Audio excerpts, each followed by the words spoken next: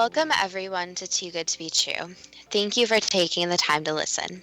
The subject for today's show is Indigo, Crystal, and other children. Before we start getting into details, let's just briefly talk about psychic insight and how we apply it. We choose a subject, then research it, and based on that research, we determine what we think needs to be explained by creating a series of questions. Then Justina provides psychic insight to answer those questions. The psychic insight is narrated towards the end of the show. Accepting the psychic insight is a question of individual belief. Now let's go through the disclaimers. Here are the disclaimers. Neither of us claim to have any expertise in any subject that we discuss. We relate information we find through research and the psychic insight. We are always delighted to hear from the listeners. The show only lasts an hour. We don't have the time to present exhaustive research on any topic. This means that there will be information that we miss. We want to provide a basis for the psychic insight. We don't care if a theory turns out too good to be true, as the show name suggests. We are only interested in finding out more of the truth about topics. Spirit can only relate insight that is appropriate for our time and history. Free will cannot be affected.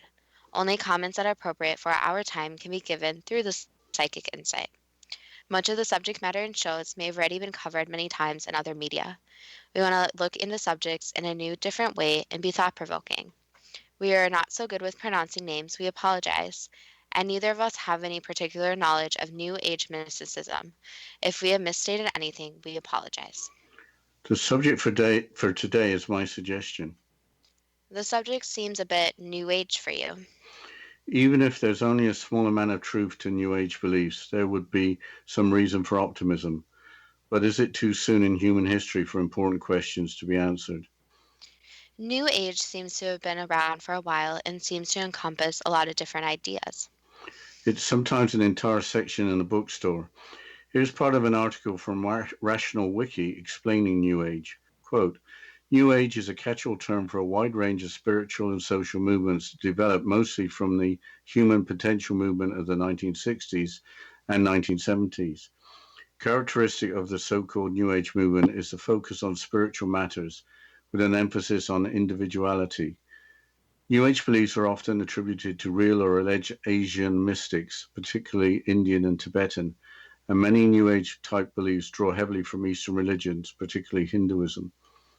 The New Age movement lacks intellectual rigor and shuns scientific approaches to reality, ostensibly due to the perceived separation between science and spirituality, but also under the pretense of a vague postmodernism. New Age believers typically take a pick-and-mix approach to spirituality, adapting beliefs and practices from a wide variety of sources such as Hinduism, neo-paganism, ufology, Zen Buddhism, and any other weird concept that may appeal to them, unquote. That sounded a little mean, but why don't you begin with the discovery of the Indigo children? The idea of Indigo children started with Nancy Ann Tappe. Here's a quote from the Awakened State website. Quote, in the early 1960s, a woman named Nancy Ann Tappe discovered she had inherited synesthesia from her grandmother, a rare but natural neurobiological process where two or more senses are cross-wired in the brain. This creates alterations in her sensory perception so that she could physically see color and taste shapes. When she would eat food, she would see both color and a geometric shape attached to them. The article goes on. Nancy spent most of her life dedicated to the study of synesthesia and became the owner of colorology, later known as chromotherapy, the study of personality through the science of color. Nancy devoted her life's work towards understanding the new paradigm of consciousness, the study of color, and the applications towards the human personality. Nancy saw what she described as life colors around people. She saw up to 11 of these colors, and each color stood for something different pertaining to their personality. During her work in the late 60s, early 70s, she began witnessing a pattern of seeing children with an indigo aura, which became the 12th life color. Thousands of people around the world have come to her for information about the personality and behavior of this new color, and thus the term Indigo children was born, unquote. The life colors are the colors of a person's aura, right? Yes, the website Aura explains the meaning of the colors, which can change over time. Here's a description for the color blue. Quote, blue is the color of the throat chakra, ruling communication and self-expression. A blue aura is the mark of a person with natural psychic and intuitive gifts. They are the most caring, nurturing, and protective personalities in the color spectrum.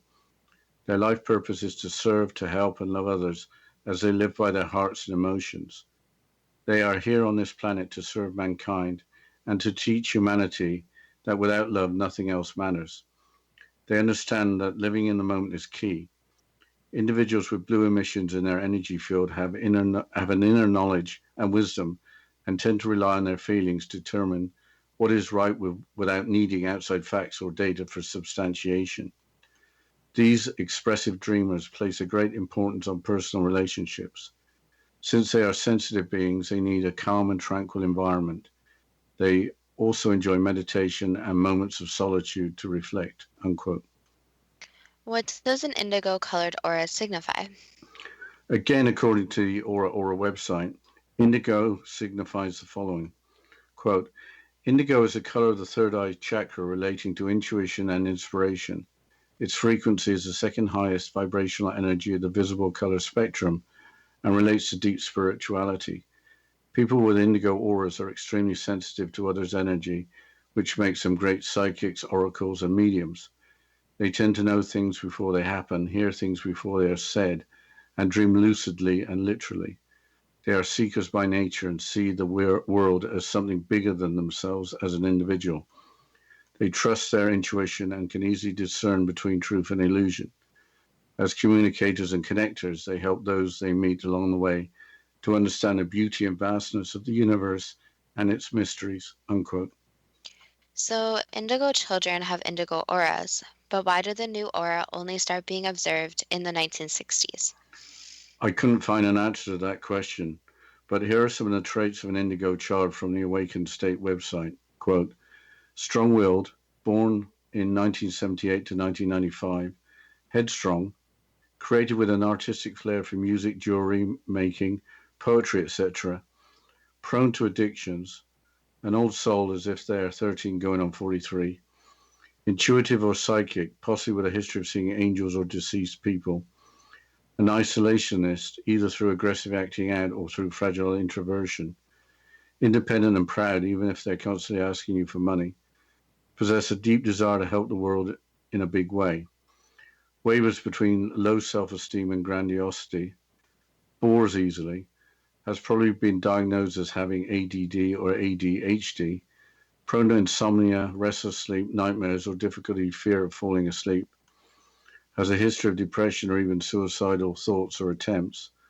looks for real deep and lasting friendships, easily bonds with plants or animals, vastly intelligent, great with technology. Unquote. So, when did the indigo children start being born? There seems to be conflicting information. Was it from the 1960s or late 1970s? There's even more conflicting information for timelines. Dolores Cannon provided an explanation for people with different types of souls being born on Earth in her book, The Three Waves of Volunteers and the New Earth, published in 2011. Here's part of the marketing material for the book. Quote, in 1945, the atomic bomb explodes. Our protectors and watchers in outer space saw that Earth was on a collision course with disaster. The prime directive of non-interference prevented them from taking any action, but then they came up with a brilliant plan to save Earth and assist her in her ascension. They couldn't interfere from the outside, but maybe they could influence from the inside. So the call went out for volunteers to come and help. Earth is in trouble. Who wants to volunteer? Dolores Cannon, through her hypnosis work, has discovered three waves of these volunteers. Some have come direct from the source and have never lived in any type of physical body before. Others have lived as space beings on other planets or other dimensions. Because all memory is raised upon entry to the Earth dimension, they do not remember their assignment. Thus, these beautiful souls have a difficult time adjusting to our chaotic world. These souls have a vital role to play as they help all of the rest of us ascend to the new Earth. Unquote. Can you give some background on Dolores Cannon? Here's part of an article from the website Edge magazine, published on November the 1st, 2014, after she had passed. Quote, Dolores Cannon, a post-life regressionist and hypnotherapist who specialized in the recovery and cataloging of lost knowledge, died on Saturday, October the 18th, following a recent injury. Her career as a hypnotherapist spanned almost 50 years, and she spent 3 decades investigating and writing about concepts ranging from life and death, reincarnation, the origins of humanity, UFOs and extraterrestrials, the prophecies of Nostradamus, and a wide variety of other topics. It sounds like she led a fascinating and productive life, but what are the 3 waves? These are described in 2013 on the Dolores Cannon website, but as it is a rather long quote and rather central to the theme of souls incarnating on Earth, we will continue with a description of the 3 waves after the break. Yes, after the short break, we'll discuss the 3 waves and more about the indigo crystal and other children. And you're listening to Too Good to Be True with Justina Marsh and Pete Marsh on the X Zone Broadcast Network, www.xzbn.net.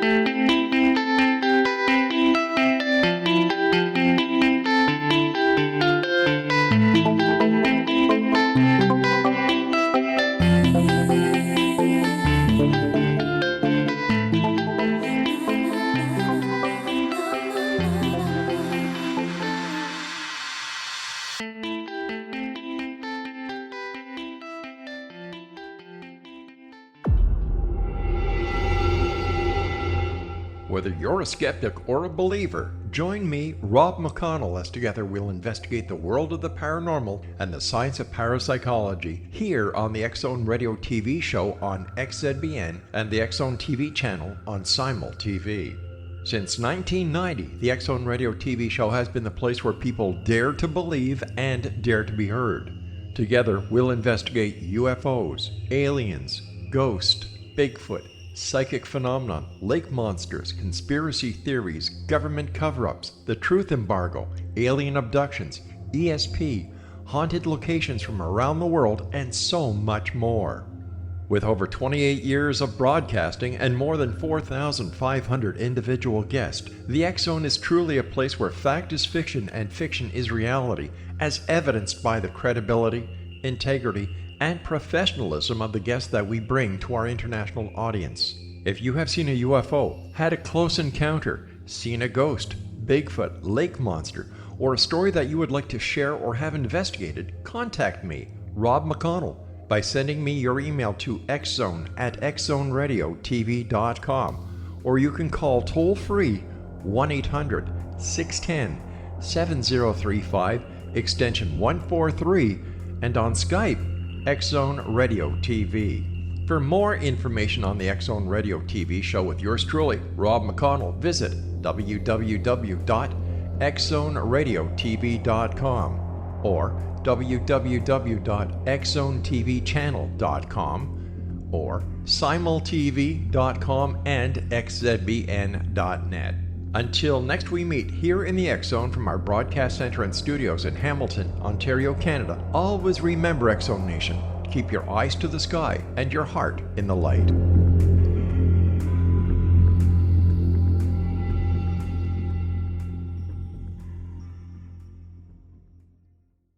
You have heard of the X Zone? Now watch it on Simul TV, plus 500 video games, live TV channels, free video on demand, worldwide, and more. Does this sound like tomorrow's television? Well, it is, but you can have it today, right now. It is Simul TV. Simul TV offers what the others only wish they could provide. 15 exclusive channels like X Zone, sci-fi, and horror. We are worldwide. No other provider offers that. 500 built-in video games. No need to have an extra expensive system. We have them included. Free video on demand. Live streaming events from around the world. Interactive online network, and much more. Tomorrow's TV today. Simul TV. Sound too good to be true? Well, it's not. You can have Simul TV today. Sign up at simultv.com. Do it today.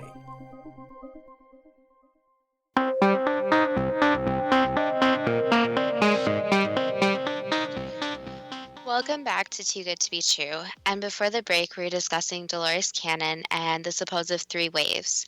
So, Dad, can you please continue with the quote from the Dolores Cannon website? Sure. The first wave of these souls, now in their late 40s to early 60s, the baby boomer generation, have had the hardest time adjusting to life on Earth.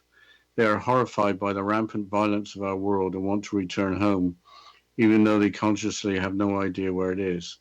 Strong emotions like anger and hate deeply disturb them. Some rebelled against the status quo and even committed suicide to escape the chaos of Earth. They are the prisoners who have paved the way for the second and third. They are the pioneers who have paved the way for the second and third waves of volunteers. The second wave is now in their late 20s and 30s. They have made the transition to life on Earth much more easily than the first wave. The second wave souls tend to work behind the scenes, often on their own, creating little or no karma. In these sessions I conduct as a hypnotist, they have been described as antennas that unconsciously channel energy onto the Earth. They do not have to do anything, they just have to be. Their energy affects everyone they come into contact with. Their paradox is they are supposed to be sharing their energy, but they do not like being around people. Many first and second wave souls unconsciously realize they have children, that having children creates karma. Many do not marry in the first place unless they are fortunate enough to meet another soul to whom they can relate. They just want to do their job and go home. The third wave is a group of exceptional new children, many of whom are in their teens. These advanced children are already equipped with enhanced DNA compatible with the frequency of the new Earth. They need challenges to keep them interested, not drugs to treat their misdiagnosed illnesses such as ADHD. They are the new hope of the world, unquote. It's all very confusing, but the second and third waves could coincide with the birth of the Indigo children. Is there anything more on the life purpose of the Indigo children? Spiritual teacher Doreen Virtue, on being interviewed on the Golden Age of Gaia website in 2002, stated the following, quote, "The Indigo children have been incarnating on the Earth for the last 100 years. The early Indigos were pioneers and the way showers. After World War II, a significant number were born, and these are the Indigo adults of today.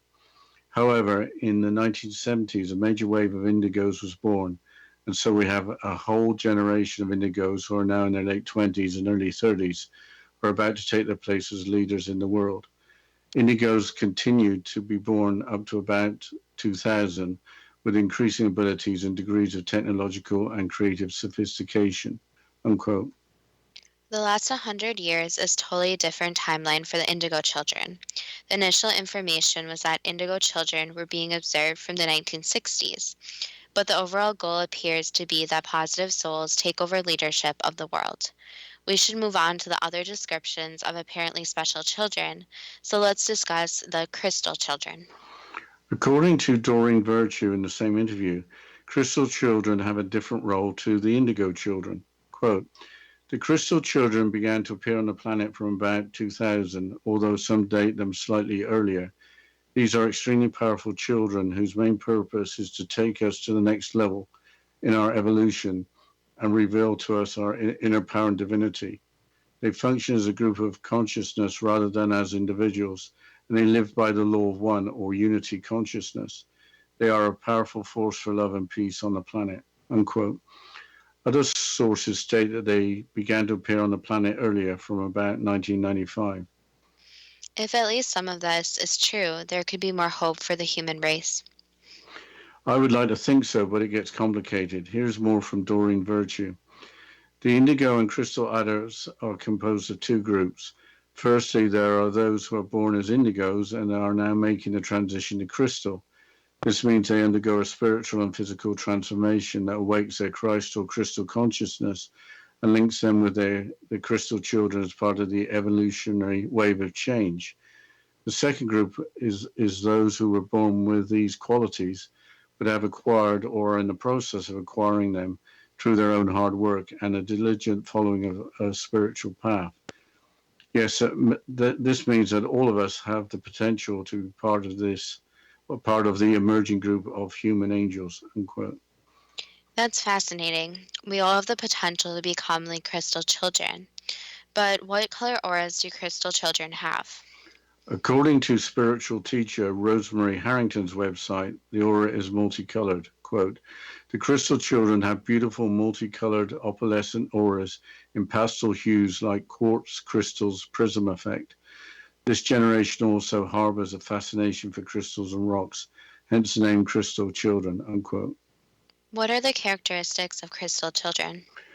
The Awakened State website lists the following: possess large eyes with an intense stare, have magnetic personalities, are highly affectionate, start talking late in childhood or really early, are very musically oriented and may sing before talking, use telepathy and may use self-invented sign language to communicate, may be diagnosed with autism or Asperger's syndrome, are even-tempered, sweet and loving, are forgiving of others, are highly sensitive and empathic, are very much connected to nature and animals, exhibit healing abilities, are quite interested in crystals and rocks, often discuss angels, spirit guides, and past life memories, are extremely artistic and creative, prefer vegetarian meals and juices to regular food, may be fearless explorers and climbers with an amazing sense of balance, unquote. What other types of positive souls are claimed by spiritual teachers to be with us on the planet? According to the Awakened State website, again, there are also rainbow children, diamond children, and star children. Usually you only hear about indigo children, not several different types. But who are the rainbow children?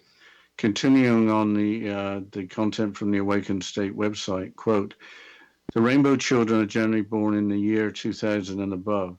In some cases, there might also be a few scouts that come to Earth before 2000. The few rainbow children that are here today are born from early crystal scouts that were born in the 1980s. They are a first incarnation, never before been on Earth, and are here to generate unconditional love and carry the gift of empathy from birth. They are born on the ninth dimension of consciousness, the dimension of collective consciousness. They will play an important role to the future of the evolution of humanity as they get older. Some of their characteristics include very few currently incarnated, parents are crystal adults, never incarnated before, no karma, do not choose dysfunctional families, they're all about service, may have big eyes like the crystal children, but they are totally trusting, entirely fearless of everybody, unquote.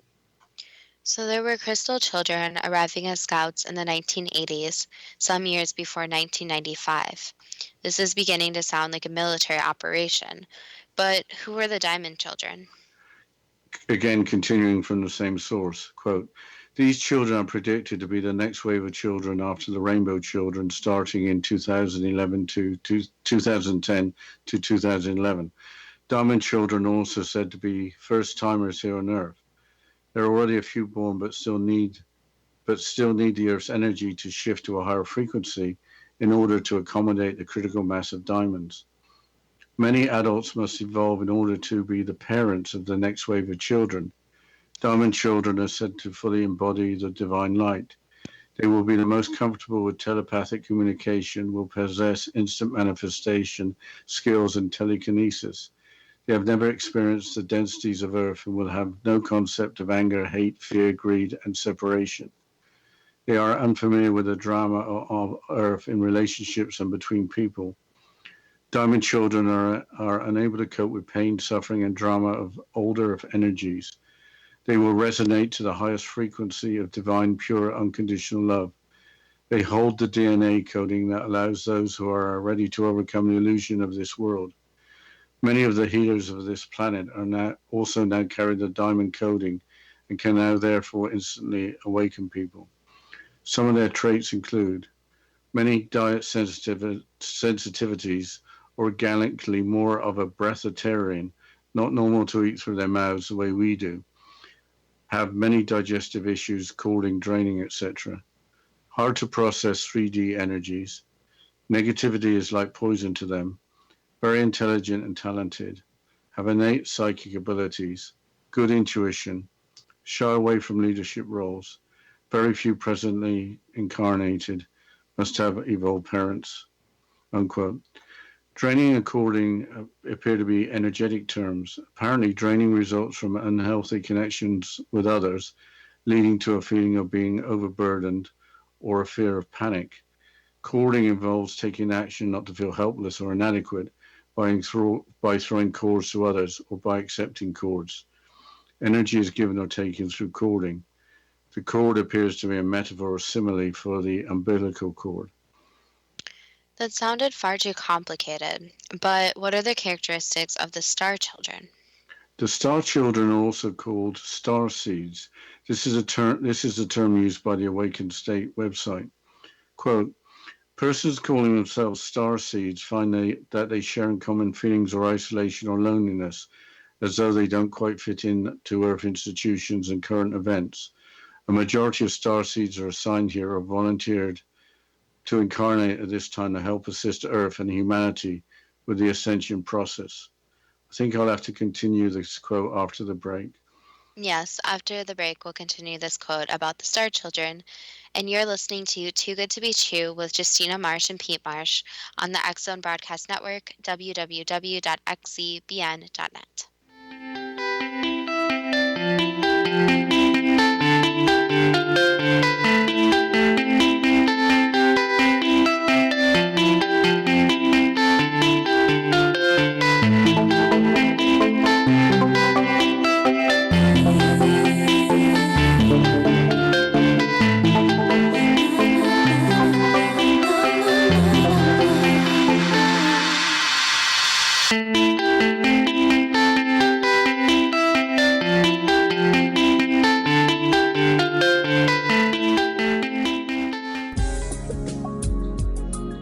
Broadcast studios in Hamilton, Ontario, Canada, to the world and beyond. You're watching the X Zone Broadcast Network, www.xzbn.net.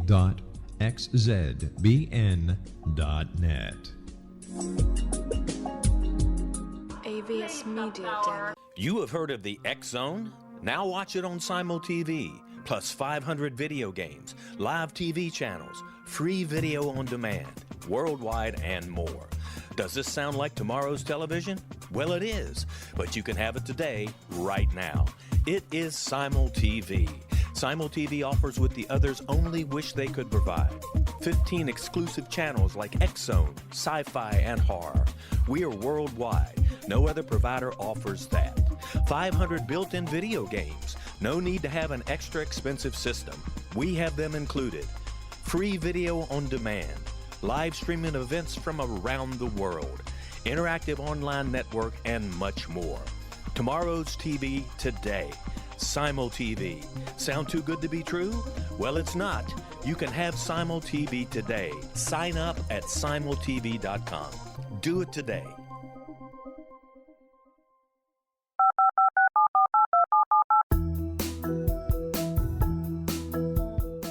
Did you know that when you're on the road with limited data or Wi-Fi, you can still listen to the X Zone Radio Show with Rob McConnell, The Science of Magic with Gwilda Wiyaka, X-1, Dimension X, Space Patrol, and every minute of the X Zone Broadcast Network by calling 213-401-0080, courtesy of Audio Now. No smartphone, app, or internet needed. It saves your data plan and it's free if you have unlimited minutes. Call 213-401-0080 to listen on any phone, anytime, anywhere. Remember 213-401-0080 for the best of the paranormal, parapsychology, and sci-fi radio programming anywhere, 24/7, 365.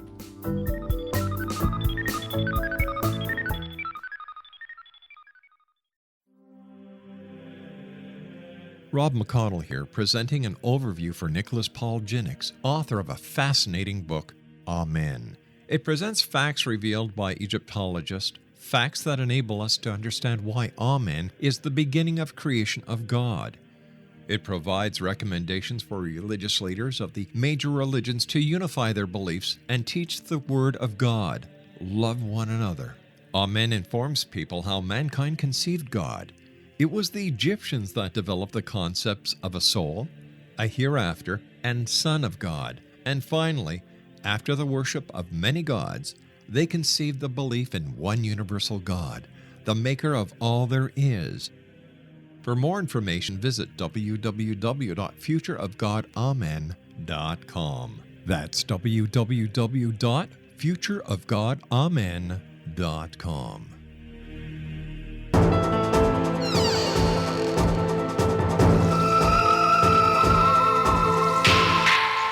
Welcome back to Too Good to Be True. And before the break, we were discussing the star children from the website, The Awakened State.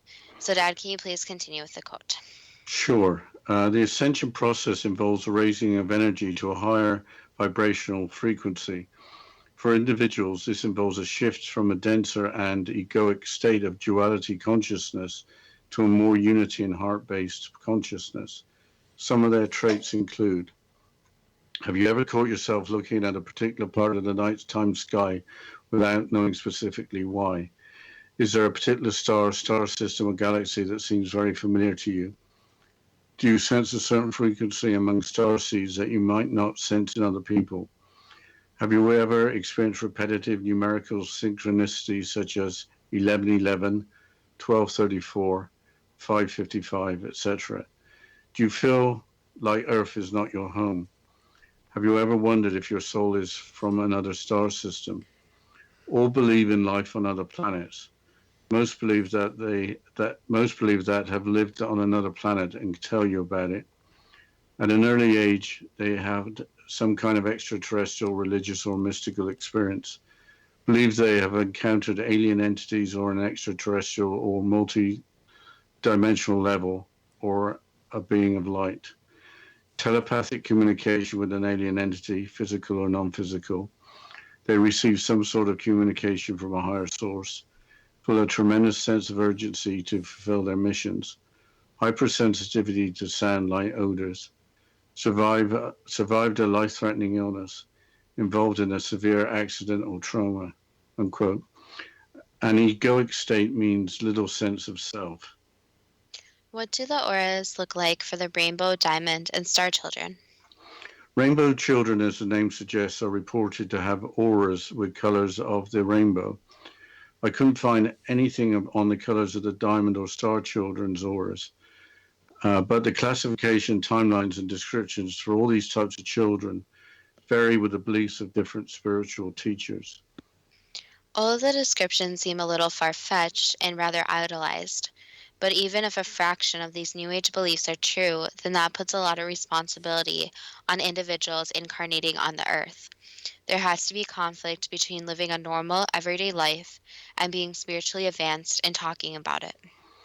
Yes, that's probably true, but hopefully one day being spiritually advanced means being the new normal. Either the human race is going to change or we're not going to have a planet that can support the human race. You make it sound like a life or death situation. Besides the ongoing ecological disasters, according to the London Independent newspaper in 2014, there were only 11 countries in the world which were free of some kind of conflict. That's only a small percentage of around 200 countries. With that sad thought, what is the first question? Why did New Age spiritual and social movements develop in the 1960s and 1970s? Basically because of the sharing of beliefs and the introduction of more Eastern religions. So people were talking more about their spiritual and religious beliefs and reaching past the norm of most religious beliefs. Why were New Age beliefs drawn heavily from Eastern religions, particularly Hinduism? Because people were looking for new ideas to follow, and new Eastern religions and ideas provided different options for them and different belief systems. So it aligned a lot with a lot of people's beliefs. Why are New Age believers criticized for being selective about the sources of their beliefs? Because some people think they're not being full picture with it. So some of the beliefs do not have physical proof and there's not really holy text to follow. So they are criticized because there's more of these beliefs, but not really proof for where the beliefs come from. Aside from newly discovered colors from the 1960s onwards, are there 11 life colors in auras seen around people by those that are able to see them? Not always, there are more.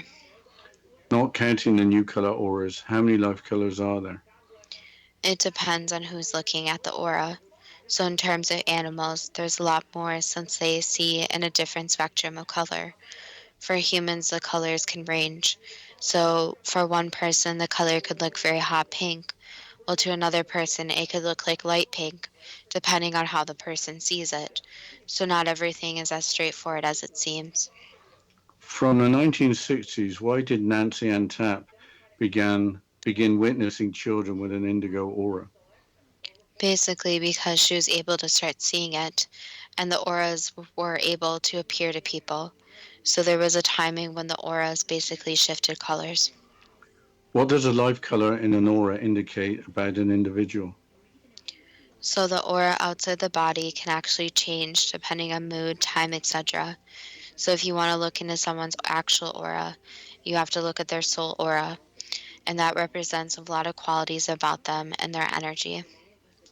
Does a blue soul aura indicate natural psychic and intuitive gifts, as well as life purposes that include serving mankind?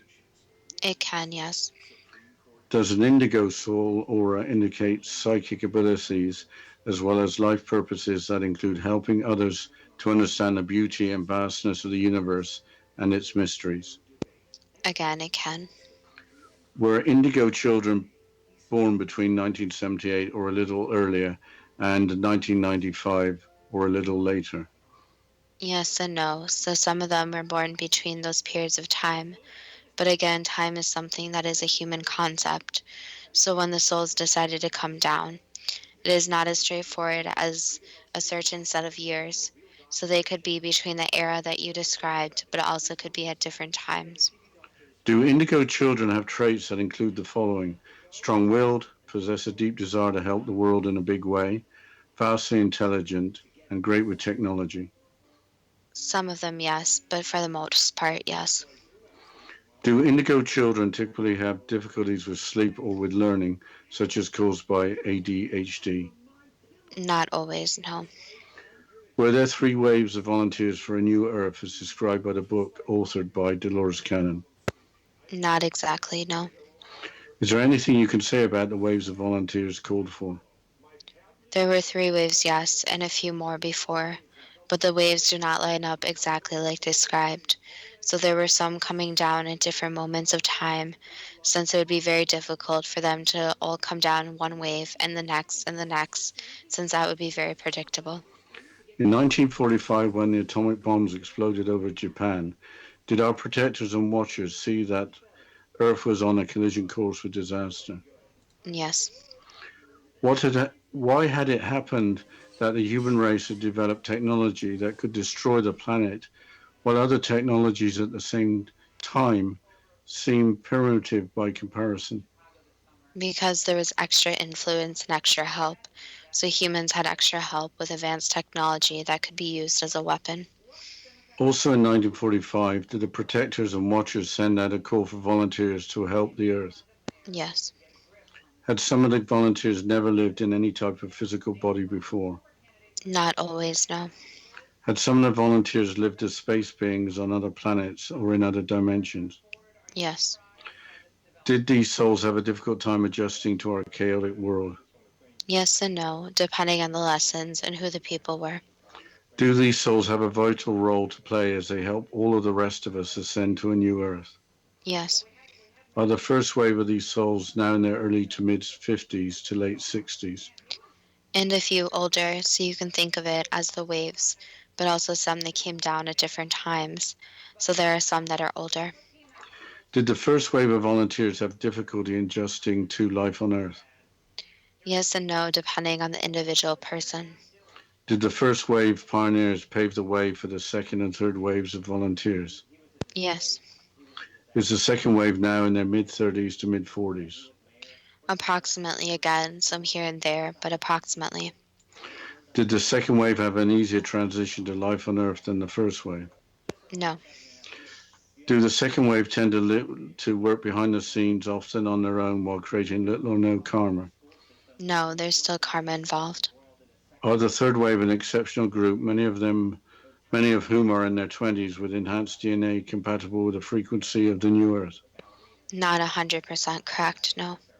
What can you say about the third wave? The enhanced DNA is not always true.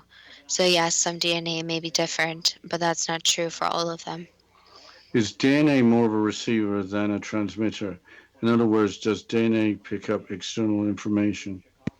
It depends on the situation, but with DNA, it's very difficult for the vessel to be changed greatly and source really intervened. So there still has to be the natural cycle of DNA.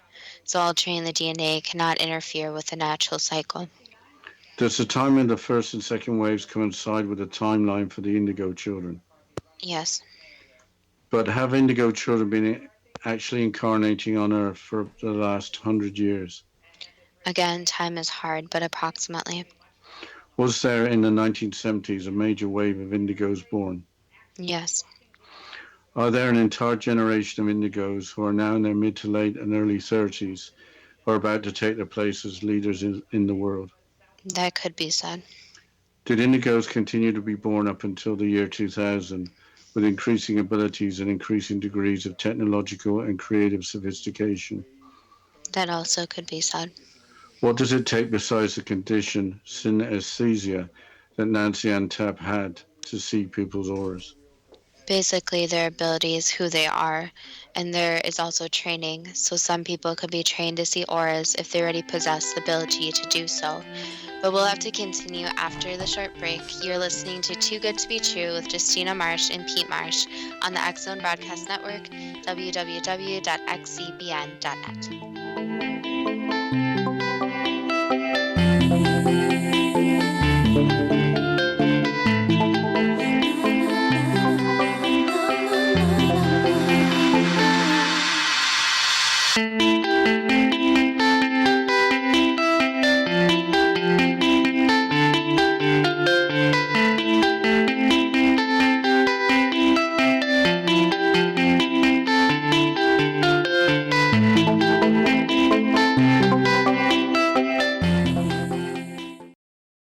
You have heard of the X Zone? Now watch it on Simul TV, plus 500 video games, live TV channels, free video on demand, worldwide, and more. Does this sound like tomorrow's television? Well, it is, but you can have it today, right now. It is Simul TV. Simul TV offers what the others only wish they could provide. 15 exclusive channels like X Zone, Sci-Fi, and Horror. We are worldwide. No other provider offers that. 500 built-in video games. No need to have an extra expensive system. We have them included. Free video on demand. Live streaming events from around the world. Interactive online network, and much more. Tomorrow's TV today. Simul TV. Sound too good to be true? Well, it's not. You can have Simul TV today. Sign up at simultv.com. Do it today.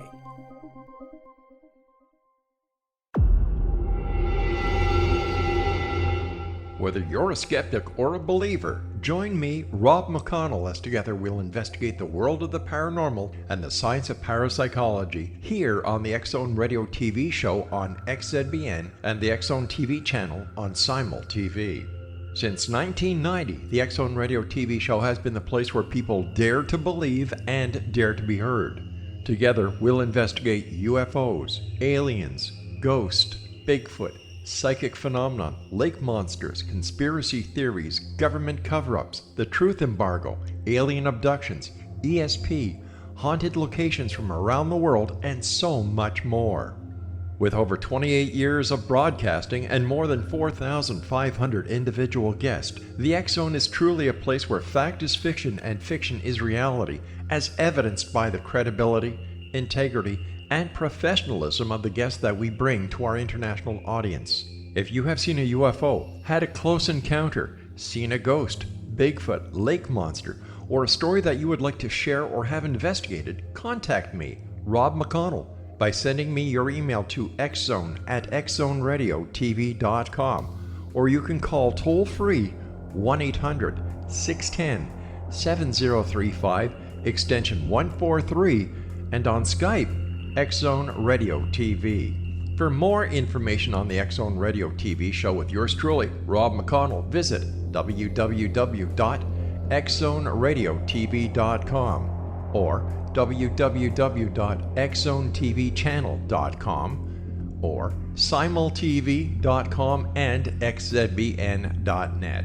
Until next we meet here in the X-Zone from our broadcast center and studios in Hamilton, Ontario, Canada, always remember, X-Zone Nation, keep your eyes to the sky and your heart in the light.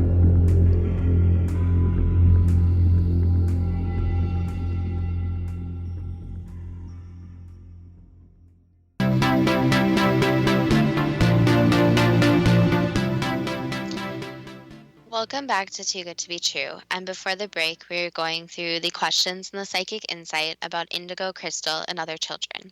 So, Dad, can you please continue with the questions? Sure. Did crystal children begin to appear on the planet from about the year 2000 or a little earlier? Again, approximately. Does the timing of the arrival of the crystal children coincide with the third wave? Yes and no. Again, some crystal children were born before or after, but for the most part, they do overlap. Do the crystal children function as a group consciousness rather than as individuals living by the law of one or unity consciousness? No. So there is this oneness that people can ascend to. However, as a human, there's still the individual perspective, and society influences them to become more of an individual perspective versus a group perspective, depending on the culture. So some of them, yes, are living in oneness, while others are living more for themselves. Are the crystal children a powerful force for love and peace on the planet? Yes. Do crystal children have beautiful multicolored opalescent soul auras in pastel hues like a quartz crystal's prism effect? That could be said. Are indigo and crystal adults composed of two groups, with the first group born as indigos transitioning to crystals, with the second group being born crystals? Not exactly, no. Are they composed of two groups? Again, these lines that humans create are very dense, putting them in boxes. So these lines are more wavy lines, where yes, some transition, some are born later, but there's also one scattered. So again, it's not as predictable as people have made it seem. Do crystal children typically harbor a fascination for crystals and rocks? Yes and no, again, depending on the individual person. Do crystal children have the following characteristics? Musically oriented, highly sensitive and empathic, often discuss angels, spirit guides, and past life memories, and are artistic and creative? That could be said. Are there rainbow children living on the planet who were largely born in the year 2000 and later? Again, yes and no, but for the most part, yes. Why did the rainbow children arrive at about the same time as the crystal children? The overlapping was important for the energy of positivity and combining with the earth. Are there a few rainbow children that were our offspring of early crystal scouts that were born in the 1980s? That could be said. Are the rainbow children in the first incarnation on earth and are here to generate unconditional love and carry the gift of empathy from birth? Yes.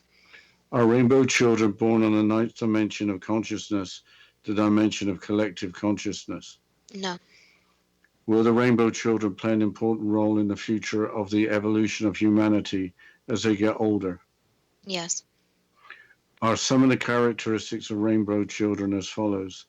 No karma, not in dysfunctional families, big-eyed like the crystal children, but they are totally trusting and entirely fearless of everybody? No. Again, karma is something that is going to occur no matter what, and their appearance is chosen. So some may look like that while others don't. And also to add, some may come from dysfunctional families, since that's what's best for them to be a motivation. So it's very individualistic for them. Were the diamond children the next wave of children after the rainbow children, starting in 2010 to 2011? It started slightly earlier, but yes. Are diamond children first-timers here on Earth? Some of them, yes. Will Earth's energy shift to a higher frequency in order to accommodate the critical mass of diamond children? No. What is the interaction between the Earth's energy and these different types of children? They can make a positive impact, yes, but they are basically have to make the choice to do so. So it's not an automatic process. Do diamond children exhibit telepathic communication, possess instant manifestation skills, and telekinesis? Some, but again, it's on an individual basis. Do diamond children have no concept of anger, hate, fear, greed, or separation? No, that's a myth. Do diamond children hold DNA coding that allow those who are ready to overcome the illusion of this world? That could be said. Do diamond children have traits that include the following: aversion to negativity, which is like poison to them, highly intelligent and talented, exhibit innate psychic abilities, and possess good intuition? Yes. Do diamond children typically have diet sensitivities or digestive issues? That could be said, yes. If diamond children are organically more breatharian, with it not normal to eat through the mouth, how do they survive as human beings? They adapt to their new vessel. So the description applies to life before arriving on planet Earth. Correct, and with a soul that needs to adapt to its new vessel, so they may struggle with it, but eventually they get the hang of it. What exactly are cooling and draining? That's a very complicated process, but it is not 100% true, nor does it really matter to the actual human vessel, so it's not really relevant. Is it just something energetic? Yes, it's energetic. Do star children have feelings of isolation or loneliness while not comfortable with Earth institutions and current events? That could be said. Were star children assigned to planet Earth or volunteer to incarnate at this time to help assist Earth and humanity with the ascension process? Yes.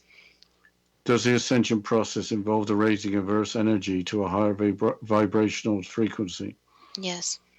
Do some of the traits of star children include experience of repetitive numerical synchronicities such as 1111, 1234, 555, etc., wondering whether the soul is from another star system, have had at an early age some kind of extraterrestrial, religious or mystical experience, and have a hypersensitivity to sound, light, or odors? For some of them, yes, but again, not all. So it's a very individualized based on the lessons and how they're adapting. And the extraterrestrial one is for sure not always true, since that's a characteristic of some. But extraterrestrial beings visit all different types of people, not just them. Do rainbow children, as their name suggests, have rainbow soul auras? Yes. What does the soul aura look like for a diamond child? It's more of a metallic, so you can think of it as kind of a metal. What is the soul aura appearance for a star child? That's very complicated since it's not in the spectrum of humans, but it's more of an iridescent shape, almost filled with pastels, if you could see it as a human. Are there indigo, crystal, rainbow, diamond, and star children present because different ranges of characteristics and abilities are needed by the planet? That could be said. How badly does a planet need indigo, crystal, rainbow, diamond, and star children? Right now, the planet is in the state of chaos, so yes, they're very helpful. And they also bring hope and peace and positive characteristics to the planet. So the problem is that if the planet is destroyed, there's no place for humans to go or to live. So it's not only about saving the planet, but also saving human life. And with a lot of negativity and the bad things occurring on Earth, there needs to be this positivity to balance it out. What can we learn from the New Age movement? Basically, that everyone should form their own beliefs and follow what they believe is true. So some of the beliefs seem far-fetched or different for most people, but there are others that will accept you for you and accept the beliefs that you believe in, no matter how different they sound. So basically, people should try to be as accepting as and positive to each other as possible and understand that everyone has their own beliefs. What can we learn from the belief that indigo, crystal, rainbow, diamond, and star children are among us?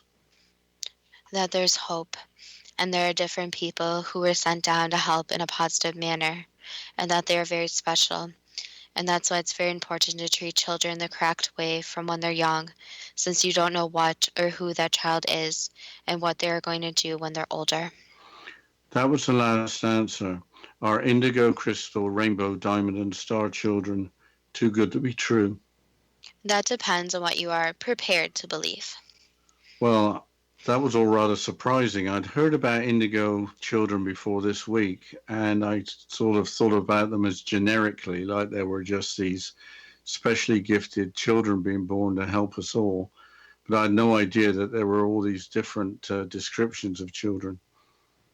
I think the one point that I kind of took from everything is that the last question about children and just the whole fact that you don't know what a child's going to do when you're older. So, not even in the terms of being a spiritual child, but any child, any person can change and do something amazing. So, that's kind of like the overall message I got from the show is that anyone can make a positive change, anyone can do something amazing. And I don't want to be cliche and say change the world, but that's kind of the overall message I got is that we all can do our individual part to change the world.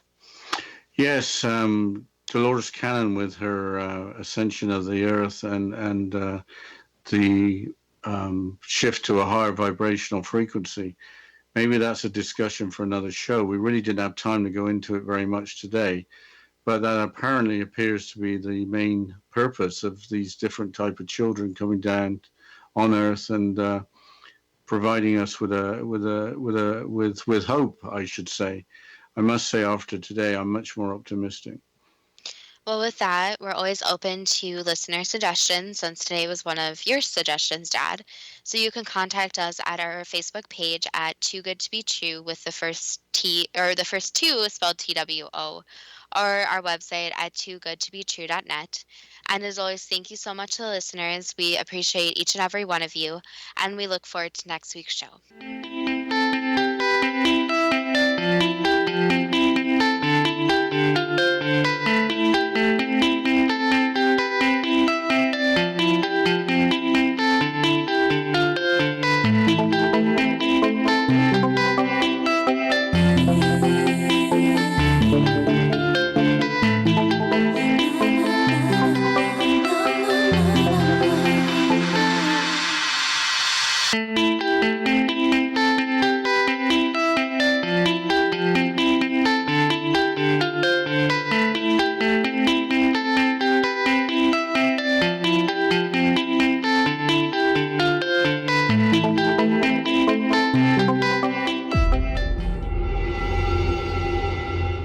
Whether you're a skeptic or a believer, join me, Rob McConnell, as together we'll investigate the world of the paranormal and the science of parapsychology here on the X-Zone Radio TV show on XZBN and the X-Zone TV channel on Simul TV.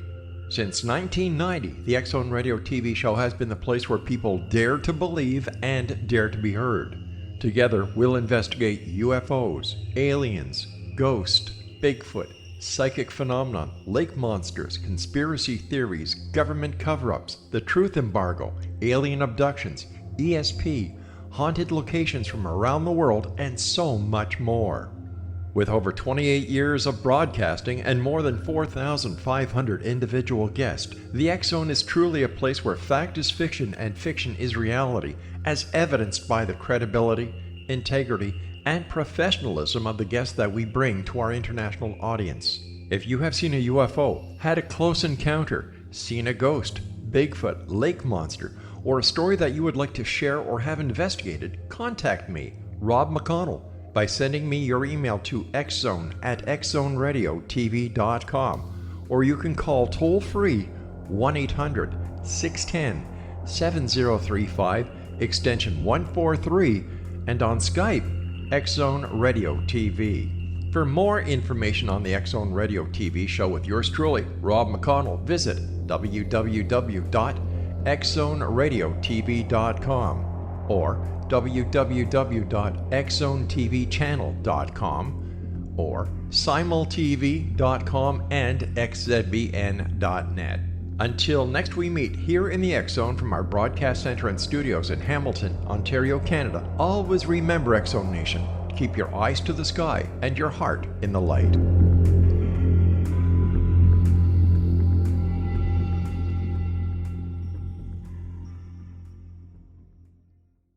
You have heard of the X Zone? Now watch it on Simul TV, plus 500 video games, live TV channels, free video on demand, worldwide, and more. Does this sound like tomorrow's television? Well, it is, but you can have it today, right now. It is Simul TV. Simul TV offers what the others only wish they could provide. 15 exclusive channels like X Zone, sci-fi, and horror. We are worldwide. No other provider offers that. 500 built-in video games. No need to have an extra expensive system. We have them included. Free video on demand. Live streaming events from around the world. Interactive online network, and much more. Tomorrow's TV today. Simul TV. Sound too good to be true? Well, it's not. You can have Simul TV today. Sign up at simultv.com. Do it today.